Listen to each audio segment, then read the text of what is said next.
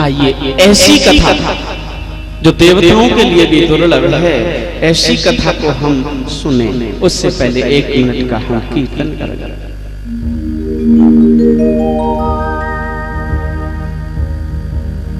चरणन के रज पाऊं,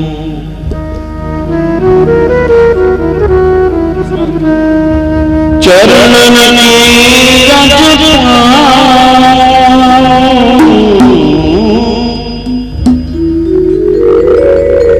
चरणन की रज पाऊं, किशोरी तेरे चरणन की रज पाऊं, किशोरी तेरे चरणन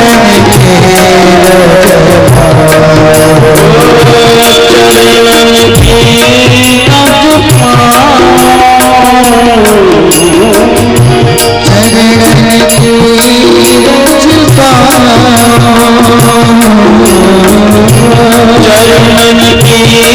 रज पाऊं, चरणन की रज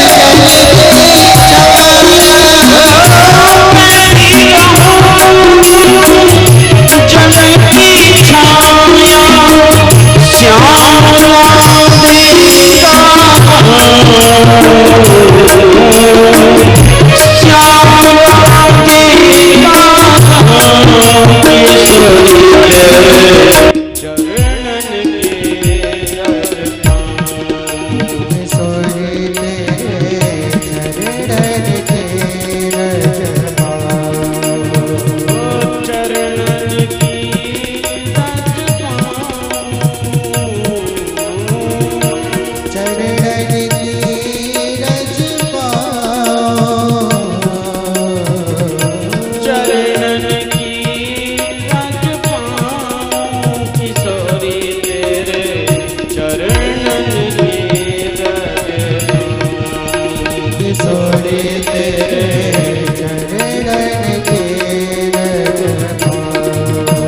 किशोरी तेरे चरणन की रज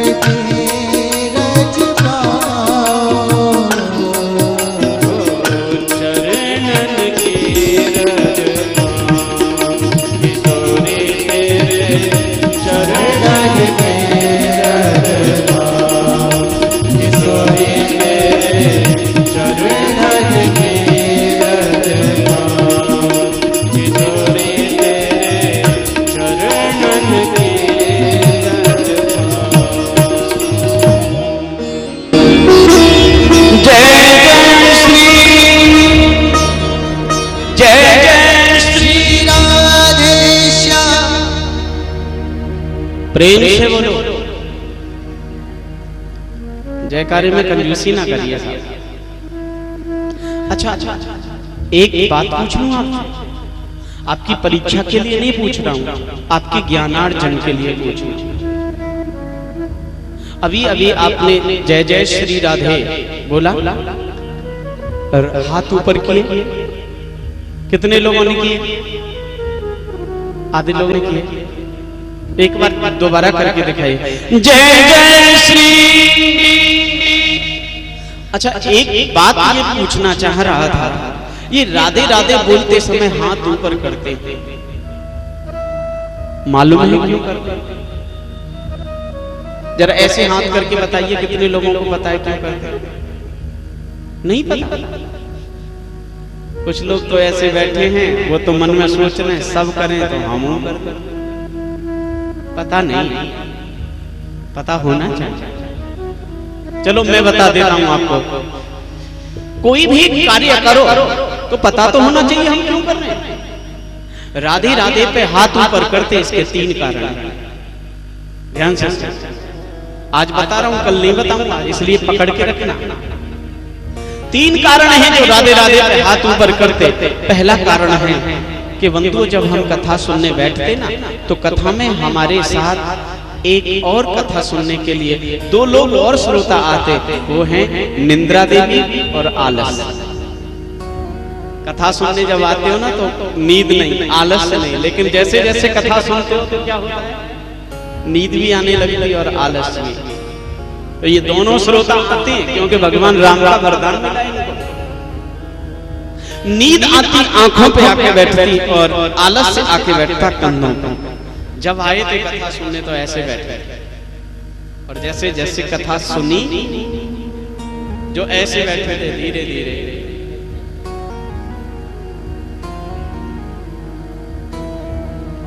आए थे तन के बैठे थे, लेकिन जैसे ही आलस से कंधों पे बैठा, कंधे झुक गए। क्यों? क्योंकि आलस यहाँ कंधों पे। अब जरा विचार करो, कोई कंधे पे सामान रखा हो, वजन रख दिया जाए तो कंधे तो झुकेंगे।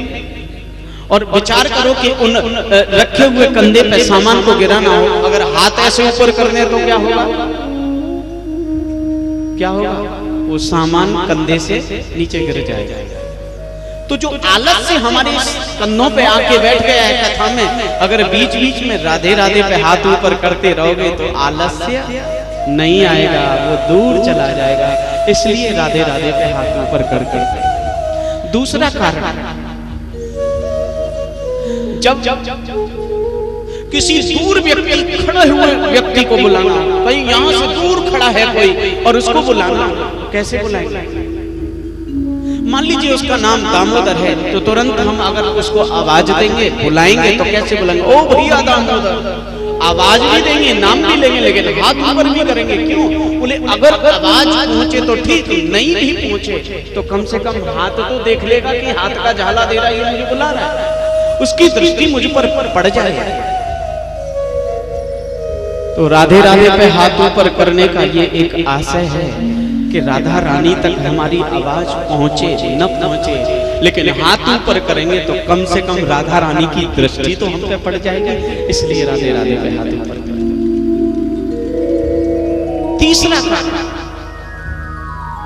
तीसरा कारण है, जब कोई आतंकवादी, कोई डकैत, कोई अपराधी, क्रिमिनल पुलिस के सामने, आर्मी के सामने आत्मसमर्पण करता है, सरेंडर होता है, तो कैसे होता है? हाथों पर करके। कोई आर्मी वाले के सामने जब आतंकवादी सरेंडर करता तो हाथ ऊपर कर लेता, सफेद कपड़ा ले लेता, बोले वो संकेत करता कि मैंने सरेंडर कर दिया, गोली मत चलाना, अब मेरा एनकाउंटर मत करना, मैंने समर्पण कर दिया। ऐसे राधे राधे पे हाथ ऊपर करने का एक ये भी भाव है।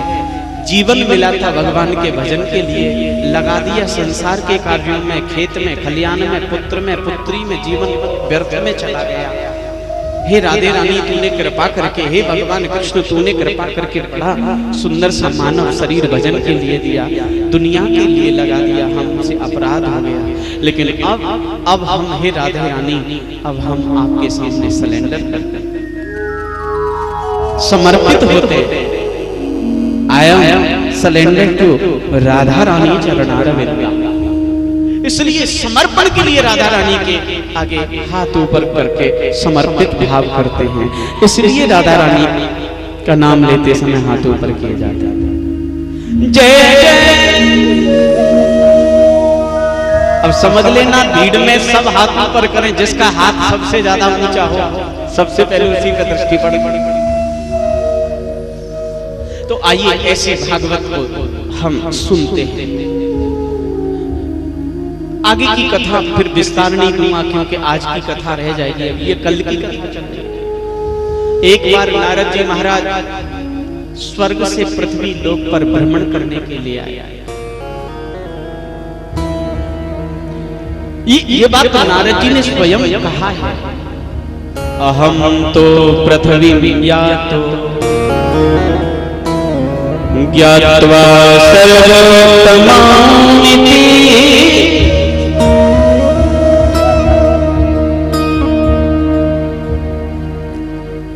सर्वोत्तम मामिति ज्ञात्वा अहम पृथ्वी ज्ञातो। नारद जी कह रहे हैं सनकादि से, हे प्रभु, मैं पृथ्वी लोक पर सर्वोत्तम है पृथ्वी लोक, श्रेष्ठ है पृथ्वी लोक, ये जान करके मैं पृथ्वी लोक पर घूमने आया। और नारद जी जब घूमने आए तो कहां गए? भागवत में श्लोक आया, हरिक्षेत्रे कुरुक्षेत्रे श्रीरंगम सेतुबंधनम। हरिद्वार में गए, कुरुक्षेत्र में गए, रंगनाथ जी में गए, सब जगह गए। लेकिन नारद जी दुनिया में घूमे, सभी तीर्थों में घूमे, चारों दिशाओं में घूमे, लेकिन नारद जी ने क्या देखा? हर जगह एक ही माहौल देखा। क्या देखा? सब लोग अपने निज धर्म को त्याग करके अधर्म में लगे। सन्यासी लोग अपना सन्यास धर्म त्याग भावना अतिथि सेवा को छोड़ करके धन कमाने में लगे। वो तो यहां तक लिखते हैं, न योगी नैव सिद्धो नैव परम तपस्विनः, न तो कोई योगी रहा। नारद जी ने खुद देखा। ये मैं अपनी कथा नहीं सुना रहा हूं, नारद का देखा हुआ वक्तव्य सुना रहा हूं।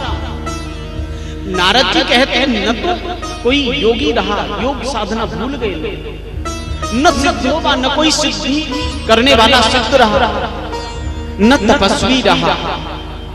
कहां चले गए सब? बोले कली दामा नले नाभ्यम साधनम अस्मताम गता। एक कलियुग नाम की आग लगी और सब साधन जल करके राख हो गए। साधनम भस्मताम गतः, सभी साधन भस्म हो गए। ऐसे कलियुग के प्रभाव से न सिद्ध रहे, न योगी रहे, न तपस्वी रहे, सब खत्म हो गए। और यहां तक हो गया बंधुओं, नारद जी ने जो कहा है मैं पूरा तो नहीं कहूंगा, थोड़ा संकेत में कह दूंगा, नहीं कुछ लोगों को बुरा लग जाएगा। वो कहते हैं, तरुणी प्रभुता के सियाल को बुद्धिदायक, कन्या विक्रीणयो लोभा दंपति नाम चकल। नारद जी ने क्या देखा? देखो मैं नहीं कह रहा हूं अपनी बात, नारद जी की बात कह रहा हूं, तुम कहीं मुझे पकड़ो सामने। हाँ, नारद जी कह रहे हैं तरुणी प्रभुता के है, घर में पत्नी भी चलती है, पति देव का कोई रोल नहीं है, बस कमा के ले आओ, चकाचक घर भरते रहो। ऑर्डर किसका चला? कह दो प्रेम से।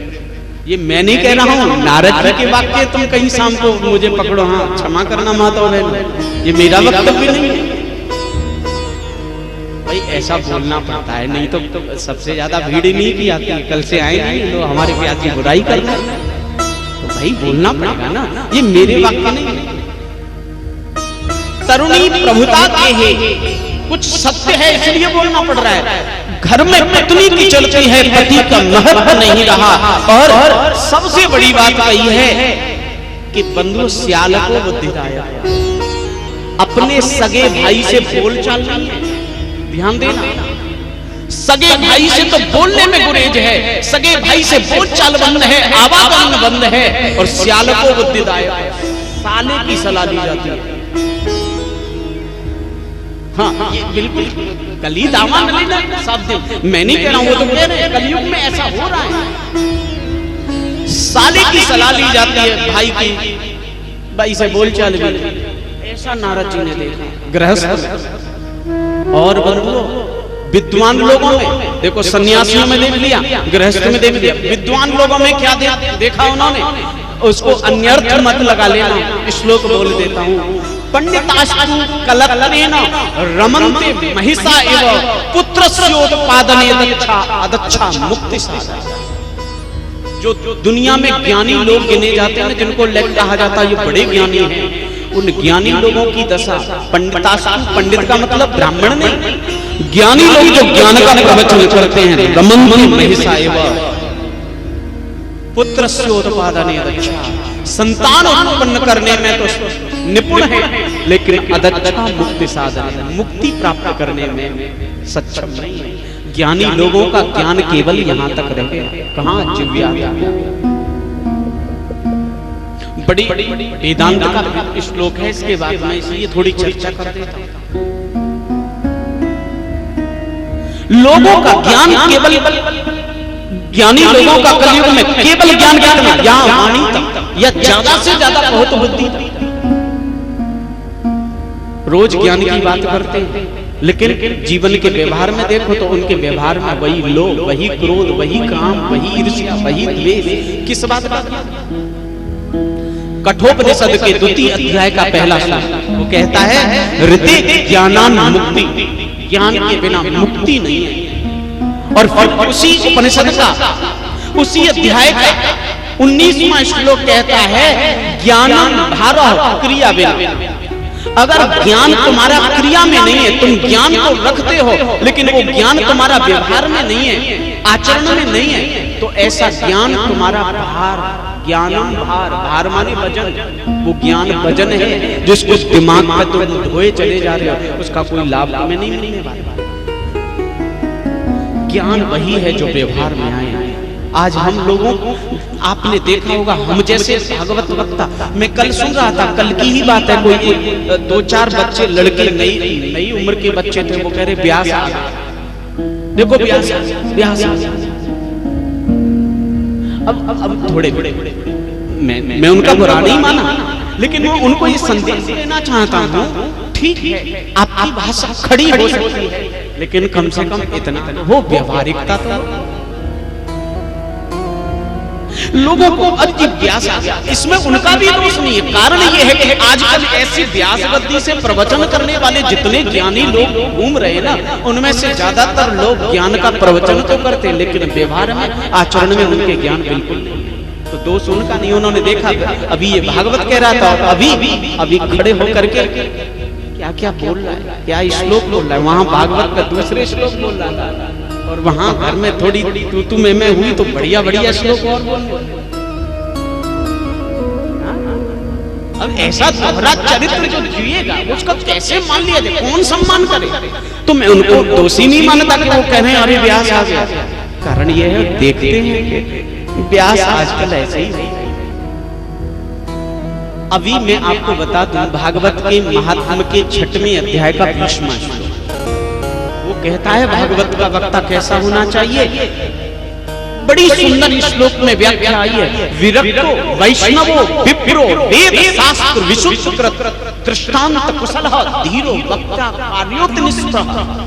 भागवत का वक्ता कैसा होना चाहिए, उसके लक्षण बताए। विरक्त भाव रखने वाला होना चाहिए वक्ता, वैष्णव होना चाहिए, दीक्षित होना चाहिए, भगवान विष्णु नारायण और राम जी का, कृष्ण का उपासक होना चाहिए, ब्राह्मण होना चाहिए, और वेद वेदांत का ज्ञान रखने वाला हो, दृष्टांत देने में कुशल हो। ऐसा वक्ता कार्योते निष्प्रह, स्पृहा से रहित वक्ता होना चाहिए, उसका सम्मान होगा। लेकिन इनमें से गुण तुमने नहीं है वक्ता के, फिर तुम्हें कोई सम्मान न दे तो फिर तो कोई लोगों का भी दोष। कथा आती है कि बंधु नारद जी ने ये सब देखा, घबरा गए नारद जी और दौड़े दौड़े वहां से जल्दी जल्दी बीना बजाते बजाते किधर भागे, कहां, वृंदावन मथुरा की तरफ बीना बजाते चले आ रहे हैं।